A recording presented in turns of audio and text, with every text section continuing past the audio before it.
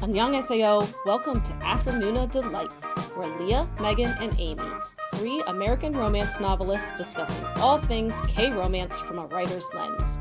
We fangirl over our favorite actors and actresses, talk up our trope addictions, and nerd out on K-drama deep dives. We'll throw in a few K-pop and K-skincare recs for good measure, because why not ride the Hallyu wave all the way to shore? So grab some tteokbokki and listen to your new favorite unnies. Hey everybody! Hello! Hello! So we have a whole different group tonight, which is really exciting. You know, Megan and Amy are both taking the night off because I really wanted to talk about a topic that I really have been waiting to talk about for a long time. And so to do so, I had to bring in some of my favorite friends. So before we get into tonight's topic, why don't we all just take a minute to introduce ourselves? How about your name, where you're from, and we'll just start there because I think we've got a lot to cover tonight. So why don't we take it over to Megan to start us off? Hi, I'm Megan. I'm from Fresno, California, and I'm what they call baby army, I guess. Hi, I'm Allison. I'm in Nebraska, and I am also baby/pandemic army. I like the pandemic army. I think that makes a lot of sense.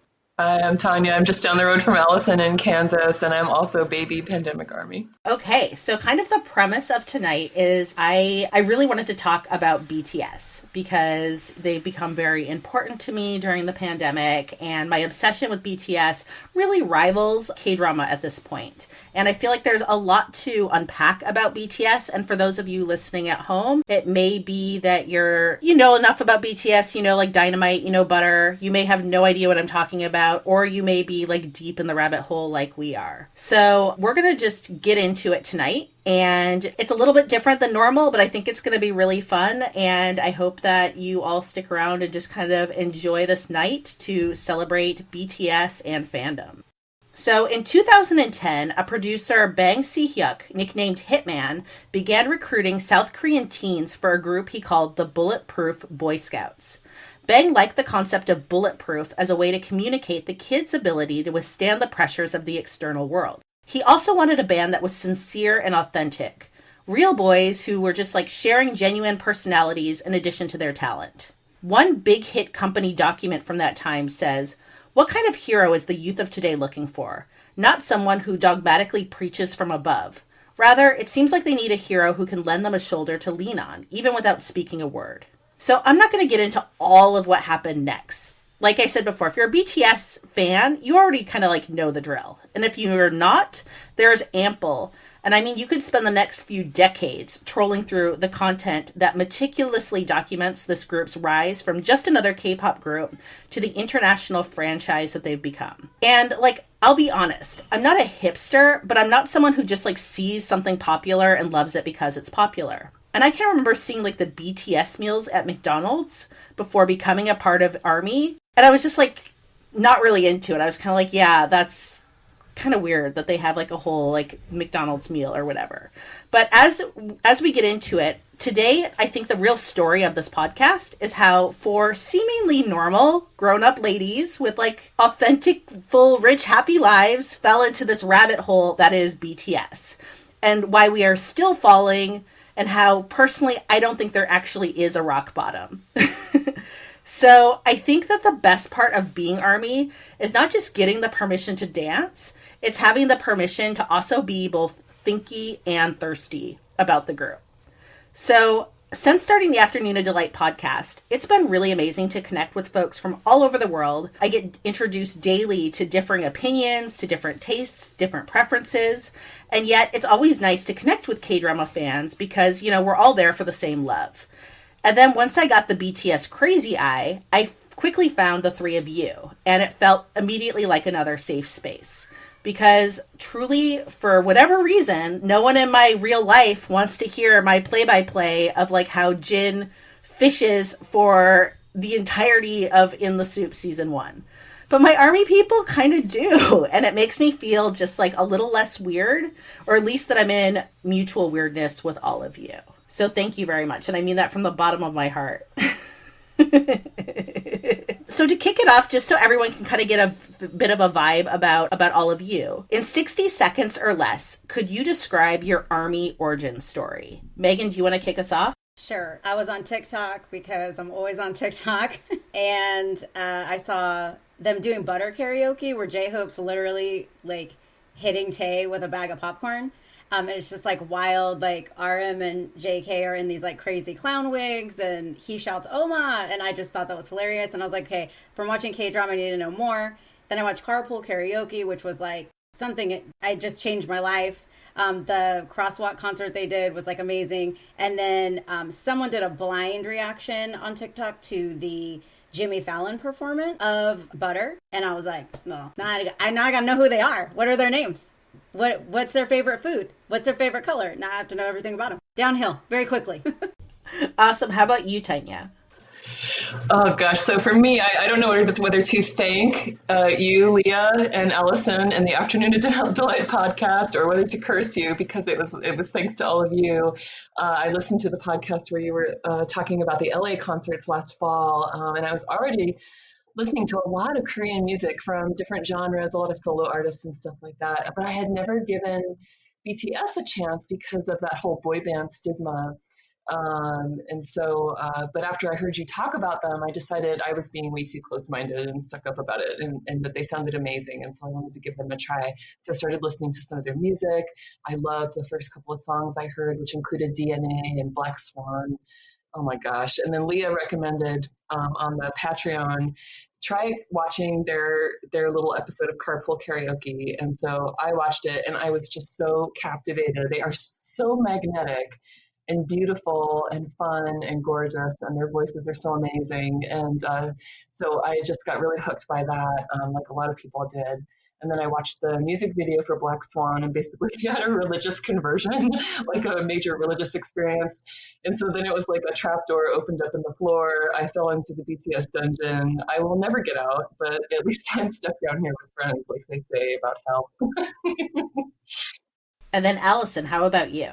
My journey can be summed up in 12 words. Oh, I love Carpool Karaoke. I will watch this episode with BTS. And honestly, that's the last coherent thought I had because it has been just spiral down from there. So, yeah. And yeah, Allison, I'm right there with you. So my middle child got into them at a time when I was just still not paying attention to K-pop. I even bought her a Funko Pop RM for her birthday and the album B. But it was when I watched Carpool and I was like, okay, I need to know their names. And then obviously, as we've all said, once you get to that point, it's just game over. So if you know K-pop, you're going to know the term bias and bias wrecker. If you're new to K-pop, which, I'm assuming some listeners are going to be, a bias is basically someone who kind of makes you crawl backwards up a wall when you watch them. And then the bias wrecker is basically like your second favorite person, like the person who's really like coming between you and your relationship with your bias. Using this criteria, Megan, who is your bias in BTS and who is your bias wrecker? Well, my first, when I first started following, I would have said Namjoon, right away. But the more I watch and the more I devour content, honestly, it's all of them depending on the day. But there's something about Namjoon's physical size that I just can't, my brain doesn't, it won't work anymore. And he's like a tree that I want to climb. It's terrible. He's like a big redwood tree. It's terrible. I'm embarrassed about it, but also I think I just giggle all the time. My wrecker has always been Suga or Yoongi. I call him Yoongles because we're on, I feel like he's my friend. I can call him Yoongles. But because I like Suga. I think the reason why I like Suga so much is that the fact that he produces music, but also his rapping, I can't. I was heavily into rap music in high school, and his voice. There's something about his voice. He makes this humming sound that's just stop it. I gotta skip the track. But Hobie is so wholesome. He's just so fun. You just watch one Hobie reel and your day's made. And then you watch one reel of Tay and that's it. Your day's ruined. So my bias is Namjoon, my Rekka is Sugar, but you never know. And Jimin is universal. He's every day. Doesn't matter. Jimin forever. So, and I don't know if I don't know if we have time, but I have this theory about Namjoon and old ladies. If it's okay. Let's get into your theory. I want your theory. Okay, so at the concert, there were these 4 women sitting. Well, like many of the women in our section were our age or older, which was fantastic because then we're like, look, we're not out of place. This isn't weird, you know, because everyone in my life is like, you're so weird. Like, you're going to see BTS. And I'm like, it's not weird. I promise. There's more of us. But I have this theory about him and old ladies because, you know, here, like, they're playing the music video. JK comes out. Everyone's like, well, you know, the kids are yelling for JK. They're yelling for Tae. They're yelling for J-Hope, whatever. But Namjoon comes on and, like, these old ladies like me are just like on their feet. They're screaming. They're like running their hands through their hair. They're like fanning themselves. And I'm like, listen, ladies, I get it, right? Like, I get it. But when I really thought about it, I thought, well, yeah, because first of all, he's really smart, like super smart. Like anytime I read anything about it, the first thing he talks about is his IQ, right? He likes books. He likes plants. He likes walking in the forest or whatever. Like, that's all old lady vibes, right? Like, for sure. So I just think, like, he gives off dad vibes. Like, don't get me wrong, he has BDE, like, no tomorrow, but he gives off dad vibes. And I think that's why old ladies like him, because the like reverse of that is JK. And like 20 to like 25-year-old me would have died for JK. Like, I would have given 2 kidneys to see JK. But, like, he's fuckboy vibes. Nobody wants that right now. You know, like, not my age anyway. Like, my age, we're past that. So that's why I think, like, old ladies love Namjoon. Because he's, like, daddy. and, like, women our age, listen, women our age still have that, like, patriarchy kink. Like, we like to pretend we don't. Daddy. That's what I think. It's daddy. I appreciate that hot take. All right, over to you, Tanya. Okay, so we're going back to carpool karaoke again because it happened right from the beginning. I was just curious about them, right? I just wanted to know a little bit about them, and like you said, it's like, oh, what are their names? And then it's all over. So I didn't go into it looking for a bias, but oh man, I locked eyes with J-Hope when he was in the car in carpool karaoke. A lot of people have commented about this because so I hope some of you will watch it because it's really fun to watch. He's sitting in the middle row in the middle seat, and it's like he radiates light and joy, and it's just incredible. So I just looked at him and I was like, I need to know everything about him right now. So that was it. It was all over. I had hearts pouring out of my eyes, and it was done. But this is so true of most K-pop stars. I think they have this kind of, I'm sure it's very thoughtfully cultivated, but they have this really crazy duality. And so he can be like playful and silly and laughing, and he's famous for like laughing with his whole entire body and soul, and he'll like hurl himself onto the person next to him, and she shrieks when he laughs. It's hilarious. He's so cute. And but then when he's on stage, oh man, he is a pro, and he is a total global superstar, and he's like just an amazing dancer, and there's nobody who looks or sounds like him. When he raps, his voice is completely unique sounding, and he's just such a serious performer. So it's that duality is just nuts. And then I think my bias wrecker is very similar in some ways, which is Jimin. And even though Jimin is universal, he has that same kind of thing where he can be very, very sweet and very kind of exudes a lot of love. They both do, which is I think why I like both of them so much. But then he also has this real incredible sensuality, and he's extremely flirtatious with the camera and so on. And so I think, gosh, I love all of them, as all BTS fans do. And I don't think any of them is better than the other, but I really tend to focus on them a lot for that. I think they just exude this very loving kind of vibe that is, I find, very healing and very positive. And then Allison, over to you. My bias is Suga, and it's always been Suga. Just again from carpool karaoke, that was a life-changing moment for many people. He's in the back row in the middle seat, and just his rap intro into Black Swan, and I needed to know everything about him after I saw that.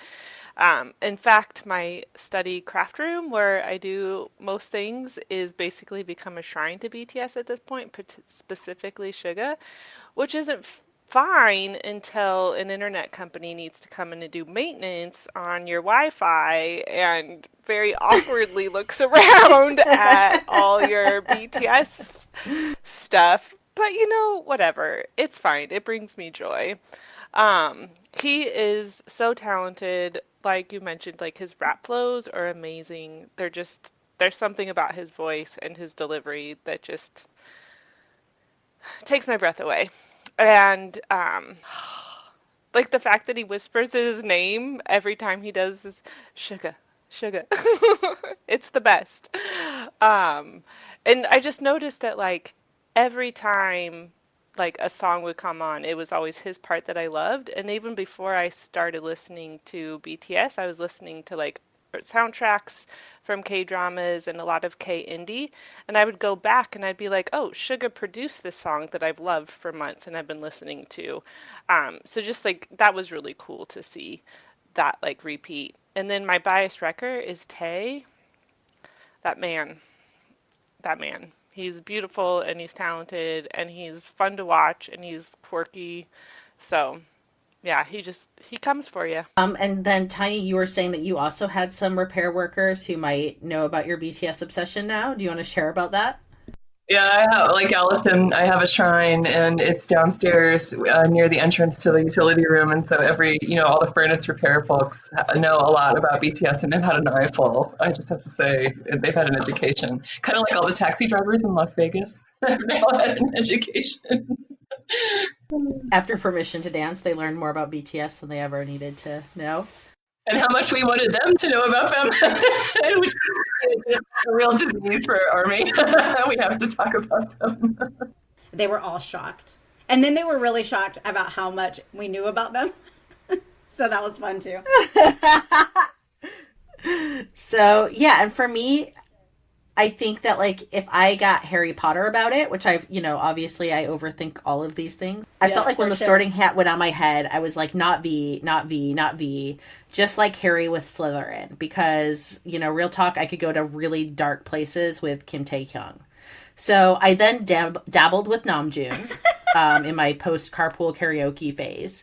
But it was Suga and his red mullet and cardigan that came for me at Permission to Dance Los Angeles, where I was reduced to incoherent whale noises in a matter of minutes. Like, I just didn't think he was coming for me. And all of a sudden there was just like, all I could do was like make these like high-pitched to low-pitched moans.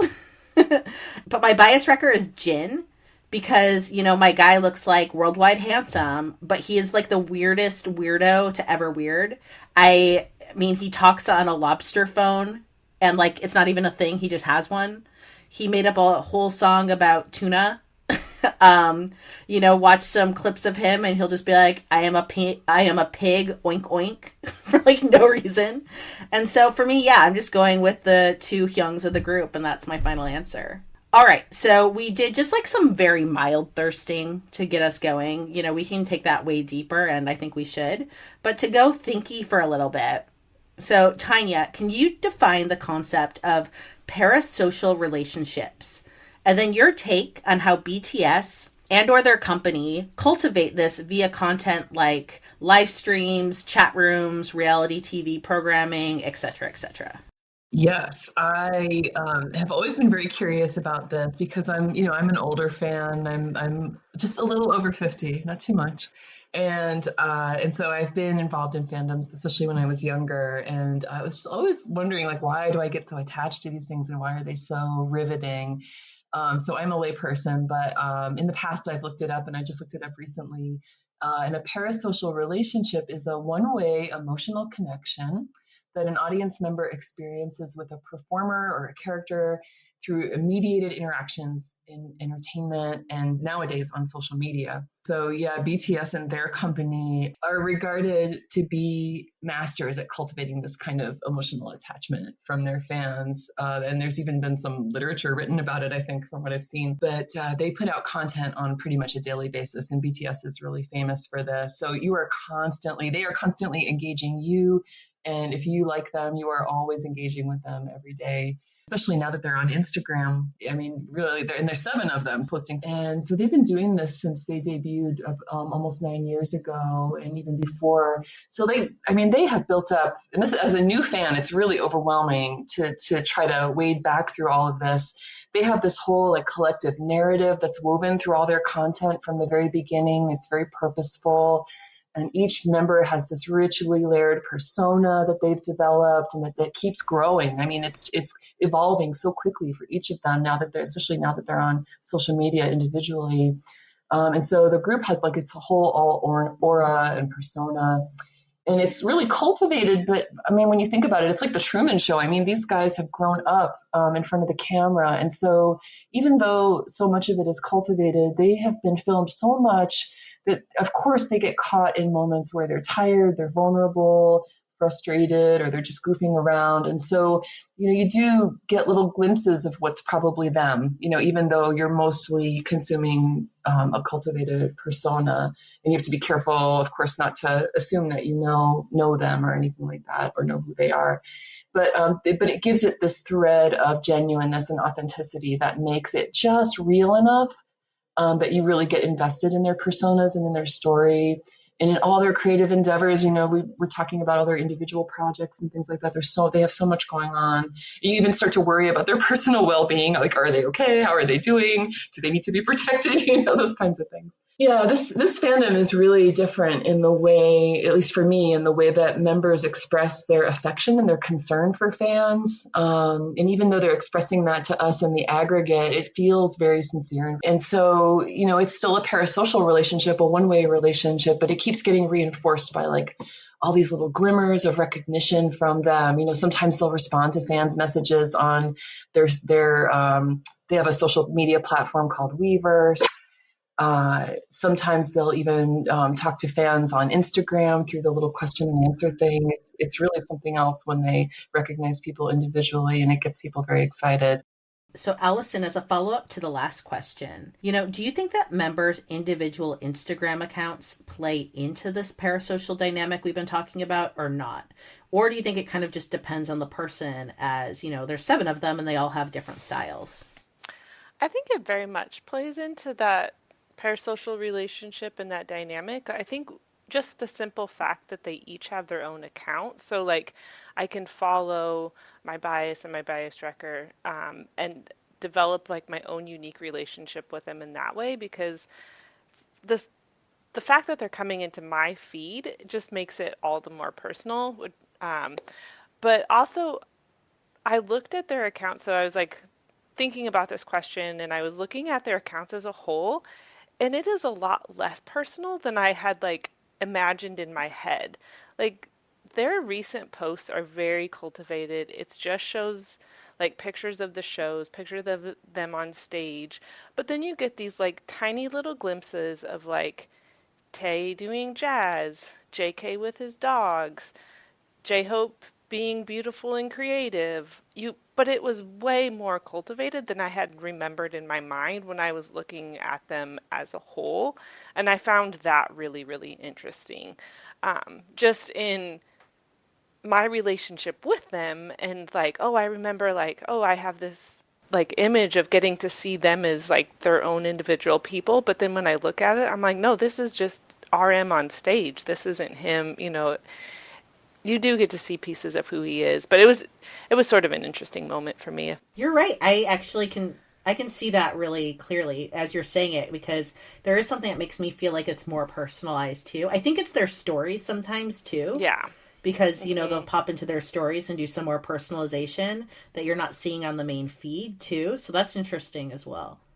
I think like for me, someone who uses social media a lot, I think it's because stories disappear after 24 hours.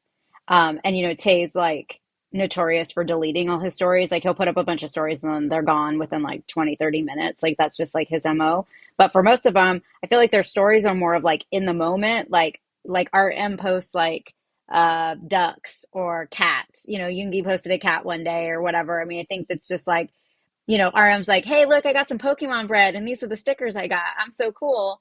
But then you go on to like their actual feed and it's like, this is from Hybe, like this is what we looked like at the concert and this was sound check. And so I feel like they're as play like I think the one that has the best feed is J-Hope. And I think it's because he knows how to cultivate a social media account in like the best way. I don't know if that's because his sister is like a blogger or an influencer or what, but like, I feel like for them, we get their personalities and their stories, and we get their business personality and like their feed all the time.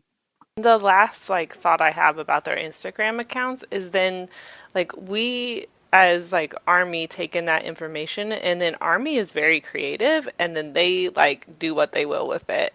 And that in itself is creating different relationships with like how we see them as individuals by like these fan edits and how those are created, which changes your relationship not only with BTS, but then with BTS Army, which I think is just fascinating in itself. And that's actually a great segue into the next question I had, which was to Megan. As our resident TikTok historian, how do you feel like fan-made content is helping to drive Army engagement? TikTok's a wild place for Army. I call it the Wild West because it's really anything goes. But I put like their subreddits because that's kind of how I feel like how it is. But there's so many different BTS TikTok algorithms that you can get on.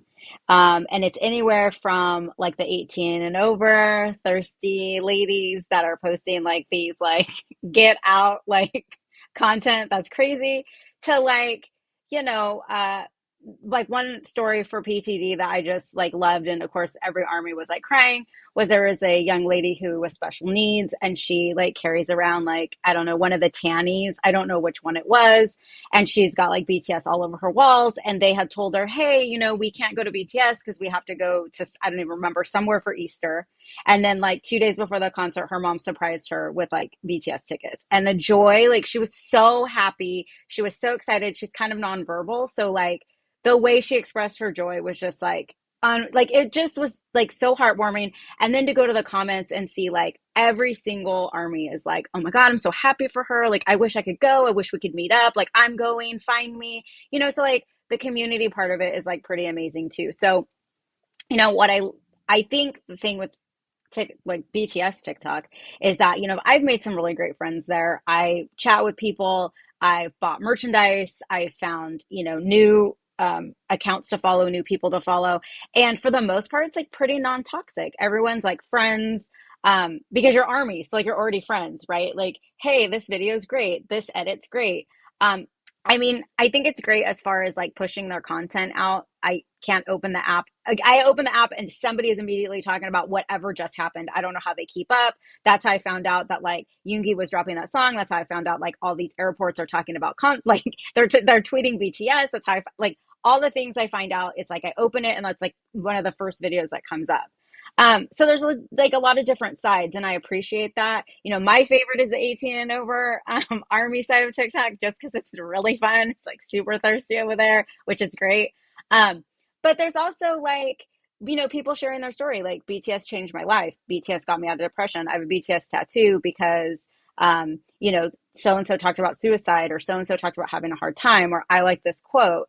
So I think that like, on the surface, for me, especially new, like someone who's new to Army, I was like, oh, this is just fun. Like, these are fun lyrics, this is that. But as you go into it, you realize, no, they're talking about like really serious things and really serious subject matter. And the meanings of their songs have such a deeper meaning, and they like really resonate with people. And, I think that the bottom line is BTS just makes people happy. Not only are they fun, but they sing beautifully, but they talk about real things. And there are people on the platform that talk about how they really did get themselves pulled out of depression, which I think is great. And for me personally, like, when I think about BTS, I think about listening to them during the pandemic. K-drama, that's how I got here, was K-drama. And that really helped me escape during the pandemic. I went to some dark places during the pandemic, especially here in California, where they were like, everything's shut down, goodbye, And so, watching K-dramas really helped with that. But then listening to BTS, for me, PTD, like Permission to Dance, the music video, was such a huge thing for me in the pandemic, because I mean, it really was like, this is happy. Look at how hopeful this is.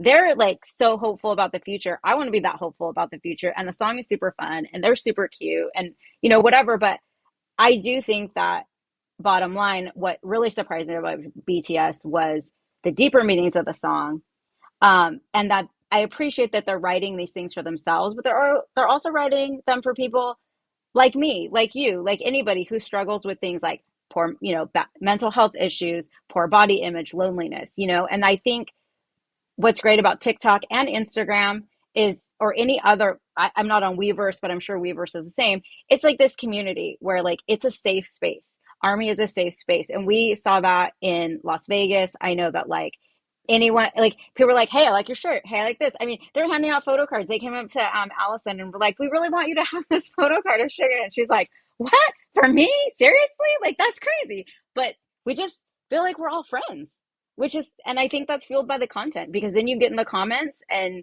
you comment and people comment back. So it's like family. I like it. I like it here. I'll stay.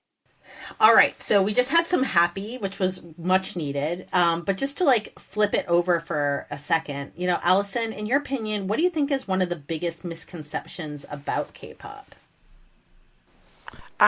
First and foremost, I just want to put out there that I am a BTS stan and I like don't listen to a lot of the other K-pop. I listen to a lot of K-indie, but I just from talking to people about the fact that I listen to BTS, some themes have come up, and I think that one of the most common is that K-pop all sounds the same, and it very much does not. Another one is that it's just boy bands with like very like candy, like not a lot of substance. Not true, as Megan just talked about. And then probably the most common one is that K-pop is just for teenage girls. And I think even before I went to see them in LA, there was like an Instagram reel that popped up and it was just pictures of Army and it was like a man in his 90s holding the BTS chant so he could learn their names and like women of all ages. Just the diversity of Army is pretty incredible. Like they're fans of all ages, races, sexual orientations, and expressions. And you're just walking around with all of those people, and there's nothing but love for every single person there. And I think we've talked about this before, but like Tay on nights 3 and 4 of the performance asked the women to cheer and then the men to cheer. And it was just so fun to see their delight on the faces of BTS when like the men were cheering so loudly. Like they all stood up and were just like shocked and amazed. It was really, really fun to see them being so happy about Army, which they are all the time, but also just to like see the diversity of the fans in the stadium.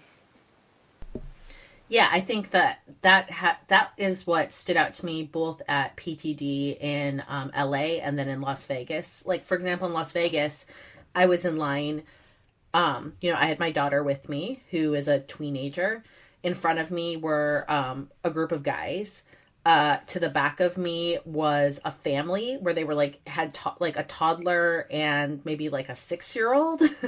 And then, I saw some ladies when we got to our seats who, they were likely like, in their 70s potentially. We saw, we just saw like life basically, like all people, like you said, all expressions. And I felt like that was really, really affirming to feel like this was a big tent that so many people felt welcomed. And yes, later we'll talk about how sometimes there's, aspects of the fandom or the group itself that can at times make people feel less than welcome and how that needs to be, noticed and, more work needs to be done.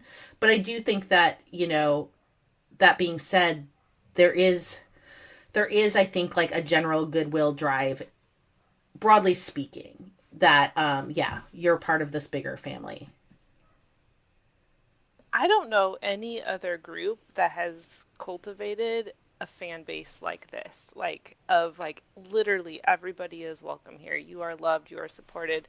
Like you were saying, like standing in the lines for the LA show, which was like 4 hours of standing with people that you've never met and like making friends with like people from all over the country and from all walks of life.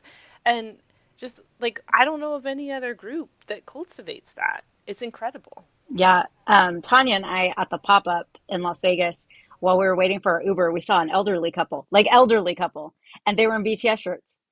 They had come for the pop-up. And then they were getting their Uber to go home. And she was like, that guy has a BTS shirt on. And I was like, oh my God, he really does. I wonder who his bias is. Like, and he just got in the car and left, you know? So it's crazy because it really is true. Like, it's almost like, I feel like it's almost universal. You know, it's like when, you know, how Lego is like, whatever to 99. I kind of feel like that's like BTS on their age level. You know, it's like to infinity. Yeah, and I feel like there's an aspect of sometimes like, yeah, that like, you know, oh, it's a teen that likes them, or, you know, like you like them and there's kind of like a smirking like haha or whatever, or I didn't think you would be like that. And I just always want to be like, you just don't know how good, you know what I mean? Like, I feel kind of sorry that you don't just get how awesome and special it is. And yes, of course, it's not for everyone, and that's fine. However, I think that it's for more people than may think that, you know, I was like, maybe a lot of folks need to like get over themselves a little bit, and there's probably something you're going to like. I mean, I was one of those people. I was one of those people that was like, whatever, Korean boy band, whatever. Then I started watching K drama, and I was like, wait. I think there's more to this story than there is. Like, I was one of those naysayers, and now, like, and you know, I go through like, am I embarrassed or am I not embarrassed? And most days, I'm not embarrassed anymore. Like, I, I talk about it later. Like, I won't say too much, but yeah, like, it's not. I think people are going to be surprised. I think when this come back, people are going to be surprised. I think they're going to shock a lot of people. Because sometimes I'm like, you know, am I weird for how much I like BTS? And I'm like, I guess so, but look, I'm with like 50,000 other folks that are just like me, so apparently that's okay. And I think it also just made me think, like, these are my goals, right? Like, I want to be the oldest person in the room sometimes. Like, you know, as I keep going in life, I'm like, why do I have to, like, tap out on, you know, joy and cuteness? I don't. So, you know, the grannies that were there really just, like, gave me permission to, like, you know, keep this going, keep this party going. You know, Megan and Tanya, BTS Permission to Dance, Las Vegas was your first experience seeing them live. So, you know, I'd like to just know a little bit, like, what was that experience like for you? Like, your first time seeing the boys. Megan. So overwhelming, but in the best way. Also, like, going with you guys made it better. As I don't think I could have taken like regular friend, like my bestie, and had as much fun because they wouldn't have got it. It really did take like going with you guys, and also like everyone saying like, "Have you ever met these people?" Like, I Zoom with them. Like, we've been on Zoom before. We text. Like, our group chat is like 2,000 infinity messages. I know these people. They could be serial killers. No, I promise they're not. I've seen them. It's fine. I promise. So, I mean, honestly, from like, you guys are my life for friends now. There's no, you guys, you can't go away. Like, can't get out of it. Yay. But it was, I mean, I've, I like a lot of music. People in my real like life here, my real life, I call it, not my online life, um, know that I have a very like broad but particular taste in music. Because my like on Spotify, my playlist will have Blink 182, Guns N' Roses, Gladys Knight and the Pips, George Clinton, the P Funk All Stars, Ice Cube, Billie Eilish, Taylor Swift, and ta-da, BTS. So people were really surprised that I wanted to go. They were like, seriously, BTS? And I was like, yeah. And I came home and called my best friend. I said, look, I've been going to a lot of concerts. Started going to concerts when I was like 7 years old. Been to Lollapaloozas. I've been to Warped Tours. I've never had a fan experience like this before, ever. The fan experience for BTS is like unmatched. The pop-up at Area 15, it I can't describe, like, I don't have enough words to describe it. You walk into this room and there's like pictures of all these behind the scenes pictures you've never seen, because right, we're getting content all the time just thrown in our faces online. And there's just all these pictures of them being themselves, dancing, being cute, playing games, running around. You turn a corner and there's just like 8x10s lining the walls and like plexi. You turn another corner. Now there's like screens where they're running parts of the Soul concert. They're running parts of practice, running all these things. And then you turn one last corner and they have projected these men on this like 9-foot wall. And they're like, I mean, Namjoon's like 9 feet tall in front of me, and it's like wild. And what was great is people acted like they were like really there, because these girls started screaming as if the men were in the building, and Tanya and I were like, okay, we're here, right? Um, and also that at that same pop up, one of my favorite Army interactions ever happened, where this woman older than me, I was trying to take a selfie with a picture of Jimin. And I was like, oh, hey, you want me to take that for you? And she's like, oh, yes, please. Like, I would love that. So she goes to, I go to take her picture and she stands next to it and she's kissing the plexi and like, oh, Chimmy, I love you. And I was like, Tanya and I were like, we thought we were crazy. This is like, okay, we're comfortable. Like we could just let go. We could just be ourselves. It was fantastic because she wasn't the only one. So that like, I mean, that fan experience, I've never been part of a fan experience like that. I've never gone to a concert where there was so much additional content. You couldn't walk anywhere in Vegas where there wasn't like a BTS drink, a BTS meal, a BTS special. We walked into the Luxor and their music video was playing in the lobby. They weren't even at the Luxor. They had nothing to do with the Luxor, but here we are. Um, Walking to the venue was amazing. Like we walked, and all Army was walking and singing and carrying signs and helping each other out and making sure that like, is this the best lighting for a selfie? Would you like me to take your picture? I mean, it was that part I just can't get over. Um, and then being at the concert, and I don't know if Tanya and Allison remember this, but we sat in front of father and his daughter, like teenage daughter, and he was just kind of like bad vibes. Like he was just like, didn't you could tell he didn't want to be there. You could tell he was like not a fan at all. The daughter was trying to be like real nice, like, okay, dad, like whatever. So they're playing music videos. And of course, like we act like it's the concert. The music video comes on and like it's overwhelming. They start playing the music video and Army's on their feet, right? Everyone's singing, everyone's dancing, everyone's yelling. And he like starts telling her like, do you yell this much? Like, do you really yell like this in your bedroom when you're all alone? And she was like, well, so I just turned around and I was like, I mean, I might. You don't know me. You don't know what I do in my bedroom. Like, if I play this music video, I might yell like that. And then he was real quiet after that. So, I mean, I was like, don't That's kill the vibe, awesome. man. I love that. Like, don't, yeah, but like, don't kill the vibe, man. He was like killing the vibe. And she, like, for the like, she was trying to be so good, but she was like, Dad, come on. Like, you're ruining this experience for sure. Um, and then finally the concert, like, the build up to the concert was fantastic, but then the concert, and, I still can't believe I was there. I still hear songs, and I'll tell my kids, I saw them do that live. They're like, we know, mom, like, you're so lame. Like, I was there. Like, they played the song. I saw them dancing. It was awesome. Um, but I wish I could have gone another night because then I could have just fully immersed myself in it. I took way too many pictures, way too many videos. Like, I mean, I think it was like 100 or something. It was like ridiculous. I did enjoy it though. I was enjoying myself at the same time. I did FaceTime my daughters when they were doing Permission to Dance at the end, which was such a fun experience just for them to see what was going on and, me to show them like, hey, look what's happening in the background. Um, but still, like, I just still have moments where I'm like, I can't believe I was there.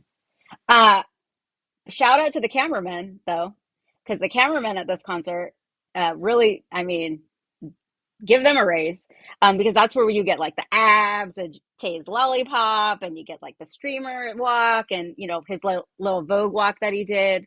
Um, but yeah, J Hope's an amazing performer, in like an unreal way. I was not prepared. I was not prepared for his like side dancing. Like he's not even on screen, but I don't know what's going on screen because he's over here just like getting down. Um, Tay just flirts with the camera. And like honestly, like one of my biggest takeaways was like, how can a man wear Ajuma glasses, a beret, and overalls, and just still smoking hot? I don't understand. Like I And don't it makes him understand. hotter. Right? It's so stupid. Why? It's dumb. It should not happen. It's so dumb. I hate it. But like, yeah, it's wild to me that like I was there. I still tell people it's one of the craziest things I've ever done, and I would do it again in a heartbeat. In a heartbeat, do it again. And then Allison, you and I both went to PTD Los Angeles as our first show. So for you, how was PTD Las Vegas different than our time in Los Angeles?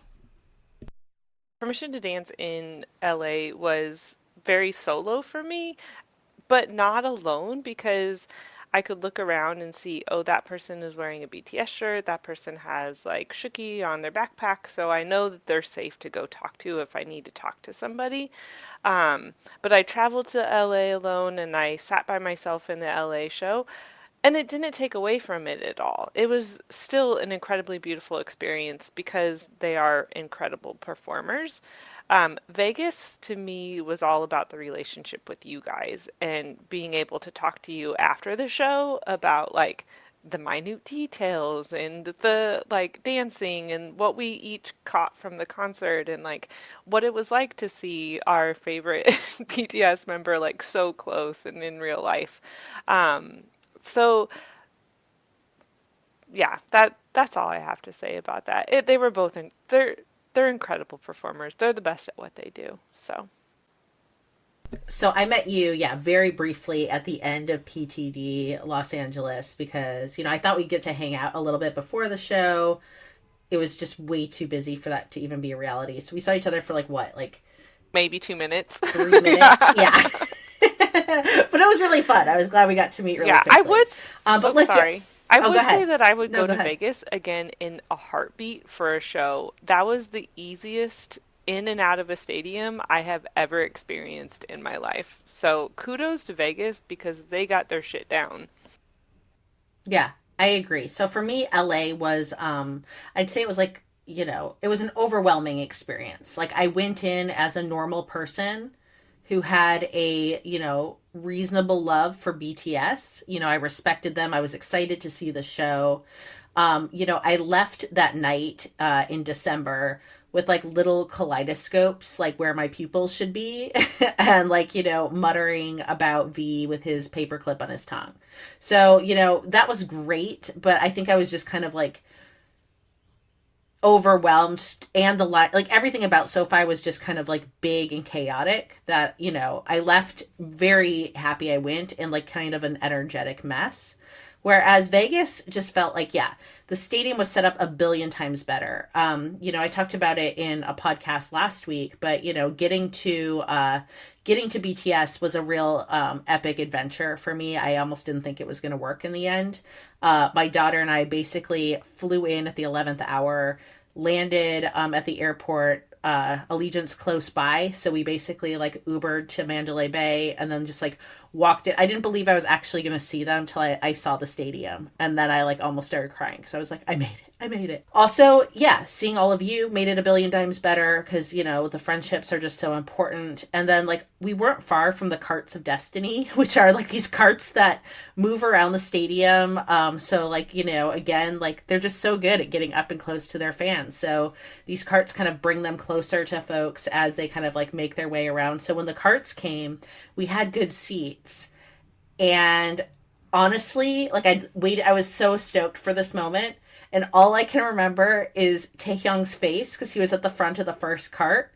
And I don't know what happened. A light switch turned off in my brain. The breaker short-circuited. And all I can see is his profile in his lavender suit. And then it's just blackness.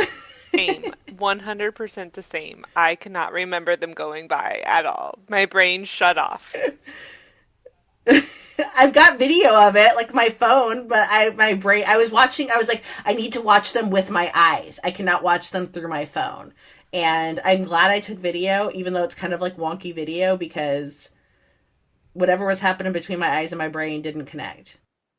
I was really jealous because our seats were close, but not close enough really for the carts. You could see them, but not up close. And I was they're going to be so close to the carts and I'm not going to be there. Oh, so that's another thing is that since I ran into, a myriad of dramatic things, I was unable to attend the first night. I was going to go to both nights. So Megan went to the first, they were 2 weekends and Megan went to the Friday night of the second weekend and I was meant to be there with and meet Megan and it didn't happen. And then Megan had to leave. And so I came in and held down the fort for the second show. So Megan and I, we still need to connect over a concert. But from what Allison and Tanya tell me, us two chaotic energies couldn't have been at the same time with their introvertedness because they were overwhelmed by me on Friday and I was I'm so sorry you guys, I'm such a loud person. I would talk to anybody in BTS gear and they were why are you doing that? Why do you keep talking to people? It was hilarious. We are at our favorite part of every episode, which is our K-pop rec of the week. And so, I think we're going to throw out 2 tonight. So Megan, do you want to give a shout it out? Like my hype song the past 2 weeks has been Telepathy. Love it. Tanya and Allison, you both were in cahoots over what you thought the other K-pop record of the week should be. Yeah, Black Swan, obviously. It's amazing. It's the reason why I'm in love with Suga. Like, his solo is just chef's kiss perfection. The whole song is beautiful. Yeah, I love it too. And then, watching them perform it live, so good. So good. If you enjoy our podcast, you have our patrons to thank, at least in part. Afternoona Delight Patreon allows us to keep creating content for y'all to enjoy. Thank you so much to everyone who is supporting us there. And not to brag, but our Patreon community is pretty awesome. And you can join at a tier that feels good to you. Gain access to fun perks like K-drama posts, monthly Patreon-only bonus podcasts, and even a live K-drama support group on Zoom. Because we know firsthand what it's like to have no one to talk to about those crazy plot twists, amazing characters, and all those feelings. And look, no one should have to walk that walk alone. So learn more by visiting afternoonadelight.com. That's www.afternoonadelight.com. And hey, while you're on the website, you can check out Afternoona Delight podcast merch, find links to book recommendations, bop along to our K-pop Rex, glow up your skin with K-merch Rex, find all of our social media, and a link to our email so you can send us recommendations or feedback. And hey, while you're at it, why don't you pop over to Spotify or Apple Podcasts and leave us a 5-star review? It really helps with our discoverability. 감사합니다. So, Tanya, Kim Namjoon, or RM, was quoted in a 2017 interview saying that when he composes lyrics, he reads a lot and he studies social phenomena. He even shared that he was trying to work on combating some of his internalized misogyny by sharing lyrics with gender studies professors for feedback. So, you've touched on this a little bit, but how do you find being a BTS stan healing in terms of a lifetime being exposed to toxic masculinity and the patriarchy? I was so blown away by the diversity of humanity in that stadium. And it's one of the most beautiful things I've ever seen. And I love that that just shows that there's something special about them, that people are attracted to them for the healing, for the message, for the sense of belonging. It was very powerful. And there were people there from all over the world. You could hear lots of different languages. I mean, people traveled across national borders to come and see them. And there was a woman in front of us on the first night with her mother. And her mom couldn't even stand during the show. She was just listening. She couldn't get up when people stood up to watch them. So she just sat and listened. So they came together like that. And I don't know, it was just really special. So yeah, I'm grateful to be involved in it. And I'm proud. Yeah, I'm old enough now to not care what. That's the great thing about being in your 50s. Like, you get all old and wrinkly, but you don't care what anybody thinks about you anymore. And I'm just like, hell yeah, I love BTS. Let me tell you all about them. I think that's one of the things I've been getting out of it is I feel younger and more energized. I'm feeding off of the members' energy and off the audience's energy. And it's just a youthful feeling, even though it's people of all ages. And I forgot how much I missed feeling that way. I kind of let it go and I had let music go out of my life. And I just feel so much better now that it's back again. That feeling too. Being excited about something. Yeah, no, thank you for that. That's awesome. I appreciate it. And if you've got more to say on this, I think that we'd love to hear it. Oh gosh, so it was my first concert too, and it was, I was mentioning a few minutes ago about how one of the best parts of this whole experience has been kind of feeling young again, and just like when you were young and music was everything, and there was all that anticipation, and it just meant so much, and it feels like that again. I never thought I'd tap back into that again, so I think that was one of the best parts of it. That maybe the second best part, the first being what Megan said, which is friends for life, right? Just forming the friendships and getting to know all of you. And that was really the best part. So yeah, so just like, like being young again, we fans for BTS concerts, they dress up, they wear costumes, they wear little the little stuffed animals and characters and colors and everything that represents their favorite members or just the group in general or certain songs or funny moments from one of their behind the scenes videos or skits that they've done. And so it's really fun to go and see what everybody was wearing and just to people watch. And it was really a blast. Everybody was so into it. And so I had a lot of fun. We all did, I think, figuring out what we were going to wear. And it was just like being 13 again, like, what are you going to wear now? What are you going to wear? And so I really enjoyed that. I went crazy on Etsy buying BTS and Emil. And anyway, so that part was so fun. And yeah, Megan mentioned when we went to that photo exhibition and that sweet woman who was kissing Jimin's picture. And, there was something like if I had heard that from someone else, I would have been like, oh, that's creepy, that's weird. But it was so, and this is just kind of the whole experience, it was so lovely because she was just cherishing him. You know what I mean? It was just like she just was cherishing him and everything that he meant to her. And she was just exuding love, which is so Jimin anyway. I can see why she loves him so much. So it was just a really kind of a pure, sweet moment. And so, yeah, that whole fan experience was such a big part of it. And I've been going to shows and following bands for 35 plus years and never experienced any fandom like this that was like positive and where people were kind and helpful and having this real shared experience. So, yeah, really remarkable.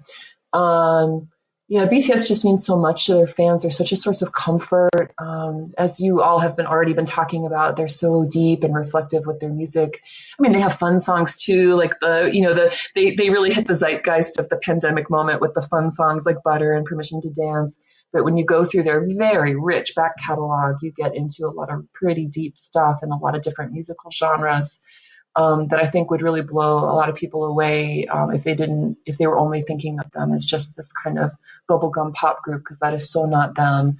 And if people, a couple people have said to me, well, I don't know why people go to concerts. It's just like you're paying all this money and it's, you just see these little tiny figures on the stage that's far away from you and then a big screen. Why not just stay and watch their videos at home and save the trip, save the money? Well, of course, part of it is the friendships and the fan experience, but also with the members, being there in person with them, there is an exchange of energy. And the guys actually talked about it on the stage. Several of them did. They were like, we have been longing to come back and perform in front of you since the pandemic started because we get so much energy from it. We get exhausted and we give you everything we have, but we're getting just as much back from you. And we hope that we're energizing you too. And it was very sincere. And honestly, you really feel it when you're there. There is an exchange of energy with them in person. And the music too. I mean, it's just in your body, it's so loud and resonating and their voices are so strong and pure and beautiful and you can really, really feel it. So it was a very emotional experience. And I kind of wondered, we were talking about that lovely podcaster that we follow, Shanae Howard at Grown Ass Fandom. And like Leah had mentioned a few minutes ago, she jokes, like part of the whole parasocial relationship thing is that you sometimes can get a little too caught up in this kind of one-way thing with them where it's very personal and there's like kind of this longing and cherishing and stuff that you don't always get a lot back in return, but you do at the concerts. And I was a little worried that the concert would burst the bubble, like, because she jokes like, you realize you're just another bitch who loves this member. But it didn't really, for me, it didn't burst the bubble. I mean, it was good and grounding in a way, but I think it kind of reinforced why I love them, that they sounded amazing. They are so beautiful. And everybody talks about how much more beautiful they are in person. And, it's really quite remarkable. They just have so much charisma and magnetism. I mean, you can see why they're superstars. And as a fan who has a bias, like we all do to some extent, it was really fun for me. Megan was mentioning J-Hope and what a great performer he is. And so he's my bias. And like Megan mentioned, he doesn't always get a lot of the limelight on the camera, but he's just like, he gives so much to the fans. One of the best things about it for me was being able to watch him working the stage, because they have 3 stages, basically 2 big ones and then a connector. And he's just working every inch of the stage, going around to every little segment of the audience, performing for them, making eye contact with them, interacting with them, and just making sure that they're getting an amazing experience. And he's a world-class, street dancer. And so he's just doing his freestyle dancing and exuding all this radiant energy. And so that was incredible too. And then I think one of the last things that I remember was just leaving the stadium, 50,000 people exiting the stadium on this tight little bridge back to the strip in Las Vegas, shoulder to shoulder. No one's pushing, no one's jostling. Everybody's totally blissed out and just enjoying like the last few minutes of this big shared experience. So anyway, that is it in a nutshell. They are, and I think it's just the fact that I know it's curated. I know that we just see like idealized views, but there is something authentic that's happening in like the transaction of our relationship with them, and you just know when something is genuine too, on like a gut deep level. Okay, I just want to say that like what 1 in 4, and that's probably an underrepresented number of women have been assaulted and like have experienced sexual violence. And so to find a space where you can be safe with men is pretty incredible, and that like breaking down the toxic masculinity walls, which BTS does, like Yoongi in a skirt is my favorite thing of all time. Um, and I think that goes a long way to creating safe space for people. Anyway, that's my 2 cents. Um, I mean, I could talk about trauma and toxic masculinity for days on end, but I won't. But I do think that there is sort of two sides to this. There's like the side that like Asian entertainment and like Korean entertainment cultivate this like spectrum of like it's okay for men to cry, it's okay for to express yourself in a lot of different ways, and sort of use that spectrum of like gender expression to its fullest. And then there's the piece that you see in media, which is like, no, women need to be this particular way, and it's very misogynistic and it's not super healthy. And I think that piece comes down to just like this, like innate, it sounds really harsh, but disrespect for women of like, no, you can't come to this level. Like you, like, and I'm not Asian American, I can't speak to that. But there are two pieces to that, which I think is really interesting. And I just appreciate BTS for making this space of like, we are going to show up. Yoongi's going to wear a skirt. He's going to look smoking hot in it, and it is going to be a safe space for people to be, which is pretty incredible. But then the question, and if it's okay, like I'll read it. Um, but the question was just talking about like how Jungian psychology influenced their lyrics over time and their music. And so they have Map of the Soul 7 and the Map of the Soul Persona. And then obviously Carl Jung's Map of the Soul. And so the question is, what thoughts do you have on the group as they explore and grapple with mental health, often in public ways? And a couple things came to mind with this is like, would this have come about if Namjoon wasn't the leader? Like, he is so intelligent, he's so well read, he's so thoughtful, he's in his head all the time. And it just makes me wonder, like, would we be having this discussion if Kim Namjoon wasn't the leader of BTS? And another thing is that their processing of their personas, their public and private personas, feels very grounded. And again, I think this is heavily because of RM and Jin's influence. I think that they keep BTS very, very grounded while allowing them to explore really big emotions in very healthy ways. And then as a mental health professional, my heart just goes out to them having to grapple with these huge emotions in the public setting. They have almost no privacy at all. Everything is filmed, everything is recorded, everything is analyzed. I can't imagine trying to grapple with my identity, my sexuality, anything on such a public platform. And then finally, just a couple like Suga has a solo song called Shadow on Map of the Soul 7, and there's a part of Jungian psychology which is like you grapple with your shadow self, and you can just hear that in his lyrics, and it's just beautiful. And I won't read them here. You should go look them up on your own. They're beautiful. And then also, I think that the reason why Army loves them so much is because we see ourselves in them. Like, we see those moments of goofiness, we see the introversion, we see them wrestling with anxiety and depression, and those are all things that Army feel as well. So it gives us as Army a safe place to sort of tackle those big things. And they even invite us to in their songs. There's a song called Magic Shop, which is absolutely incredible. And Magic Shop says, it's okay, you can come here, you can open this door, and you can process your feelings of being scared, your feelings of overwhelm, and your feelings of hopelessness. And this is a safe place to do it. And it's just incredible. Like, they're beautiful people. That's all I have to say. So, Megan, we've been talking about how we think BTS, we acknowledge BTS as being thoughtful, intentional with their lyrics, even as, we have non-fans dismiss them as, nothing but a quote unquote boy band, like whatevs. So what is some sort of like ugh question that you've been asked when people realize that you love BTS?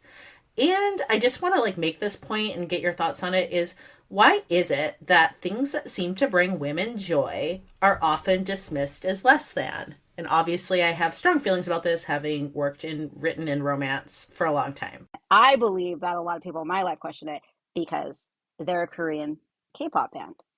To which I say, that's gross. Like another gross question is, well, do you even know what they're saying?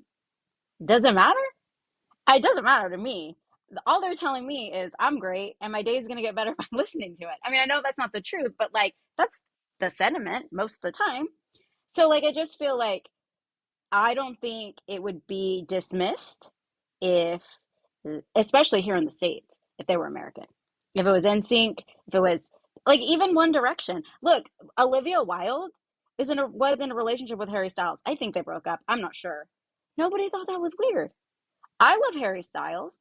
He's what? I looked it up. He's 28. Nobody thinks it's weird that me at 44 likes Harry Styles.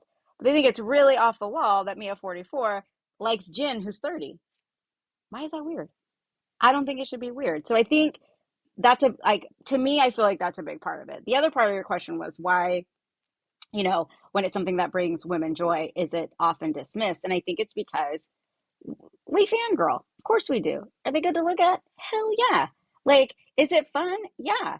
But at the end of the day, I think it's dismissed because I feel like in my own life and in the women that I talk to, we can never really be settled. Like, we need to live an unsettled life. Like, we have to work hard. We have to for every inch of happiness, right? Like, there's always something. And I feel like when you decide, hey, this makes me happy. I love this. This is a point of joy. This is a point of pleasure. It gets twisted.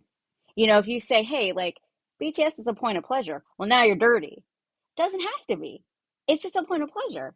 It's just a point of enjoyment. It's another space for women to live in. And I just think that, especially in our society, it's not something that people can handle. I look at, especially on social media, there are women that enjoy their multi-level marketing.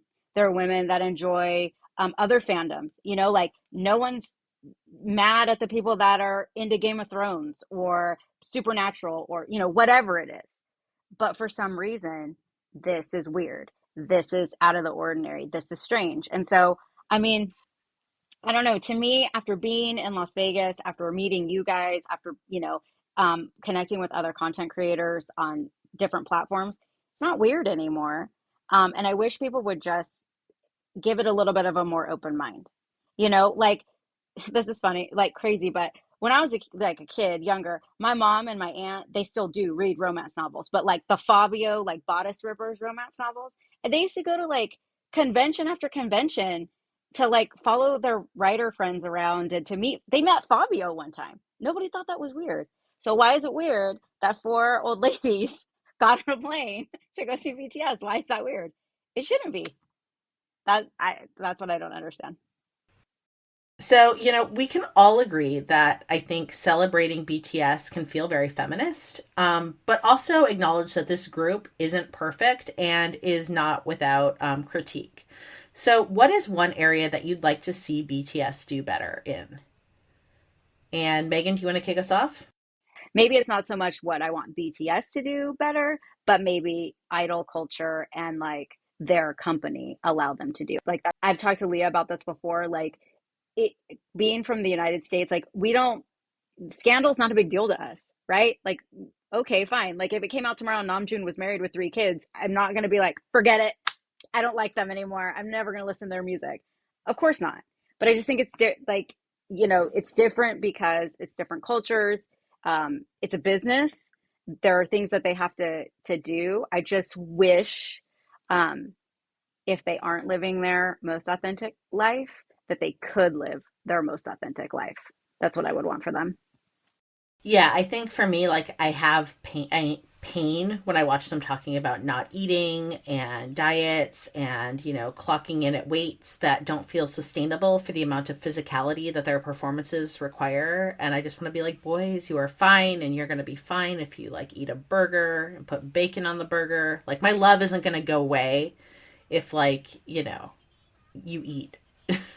And I worry about younger fans sometimes hearing that that kind of talk and pressure being normalized. And I mean, not just younger fans, like, any fans. And, just because I feel like fuck diet culture and toxic body standards, but they exist. And so it's hard when you see these very introspective, thoughtful, quite deep men that are doing so much to take away, harm done by toxic masculinity and things. And then we see that we're still being hit by the toxic, fucked up body standards and diet culture. And so sometimes I wonder too of what can BTS do better, but also what can we do better as fans, right? Because sometimes it's this is a market. K-pop is a business. It's art and it's, capitalism combined, which is a totally wild ride. And it makes me wonder then, so then we're fans, but we're also consumers. And, you can make choices to support, you know what I mean? The company is well aware that, there's a lot of consumer choice out there. And so when they make things oh, we're going to create, when they did the special, BTS sweatpants and BTS pajamas and things like that were they only made a few of and they were big and hyped. You also saw that the sizes weren't, very universal sizes for a lot of folks. Even if it was extra large, it was extra large Korean standards, which would probably be a medium in the US. And, that doesn't hit the base of a lot of fans. And so, just recognizing that the what we said earlier, that the fandom is a big tent. There's lots of different folks in it. There's lots of different sexualities, gender expressions, body types, and to make sure that so I don't know. I'm just trying to say that I feel like we have a responsibility to kind of ask that and to say we would like to see it done better. And some of that I think then can be helpful and healing too, because we're not trying to hold them to these standards that are just completely unrealistic and I think damaging in the long run. Yeah, I agree. Cause that V Live after where it was J-Hope and Jimin and Tay, and he was eating the noodles, the one we always laugh about because he's cracking up eating his noodles. But when JK comes in, they ask him if he's eaten. He hasn't eaten yet. And they make a big deal. And he worked out. Yeah. So he did this concert, this 2.5 hour concert, and then he went and worked out. He went boxing. And then he's there sitting with them as they have all just eaten all this food. There's still food there. Or maybe they took it away. And the other members are genuinely concerned that he still hasn't eaten. And he still is yeah, I'll eat later. I'll eat later. He probably didn't eat later. Because if you look at any of the pictures, the man has a 27-inch waist. He has to. He has to. So does Jimin. So I agree with you, Leah. As fans, I think we need to do a better job of being you can cover your abs. That's fine. Just go eat a sandwich, please. Have some ice cream. I promise it'll be fine. I mean, yes, it's fan service and we love it. But at the same time, I agree with you. Why aren't you having dinner? Why aren't you eating? And maybe it's the mom in me, but it's not okay. I want them to be able to not feel like they have to put that out there. Yeah, like that. it frankly it makes it less enjoyable for me to be like, oh, look at Jungkook showing his abs when I'm like, what are these abs costing you? Like, just live your life, and I'm still gonna love you. Yeah. Yeah. I mean, it's great. But if you're skipping meals for it, it's not, we're fine. We'll live. It'll be okay, I promise. Allison, how about you? I would just say yes to all of the above. Like, I don't know that I have anything to add to that. I do think that the K industry, entertainment industry, and like you said, the idol culture is very scary. And they've been in it since they were very, very young. And not to say that they get a pass for some of that, but to be seeped in that culture and to hear those messages over and over again about what you need to eat and it breaks my heart that that's what they grew up in. Any other thoughts on the comebacks or hope for the comeback that's coming in June? Just give me all the rap line. I love the rap line so much. Just give me Sugar RM and J-Hope. I love the vocal line. I really am hanging for the I really want the Jungkook and Taehyung subunit. I think it is long past time. So to wrap it up as we close this very long podcast out, what is just a thought on BTS you'd like to get off your chest before we say goodnight? So in regards to the comeback, creator on TikTok had mentioned, can we all agree that it's okay if they don't have a lot of English songs on the comeback or on the new album? And it really hit me because I hadn't really thought of it that way and hadn't really thought about a lot of the new ARMY that are here for songs like Butter and Dynamite and Permission to Dance. But to me, I enjoy their music so much that it doesn't matter to me, and I hope that it doesn't matter to a lot of ARMY, especially new ARMY.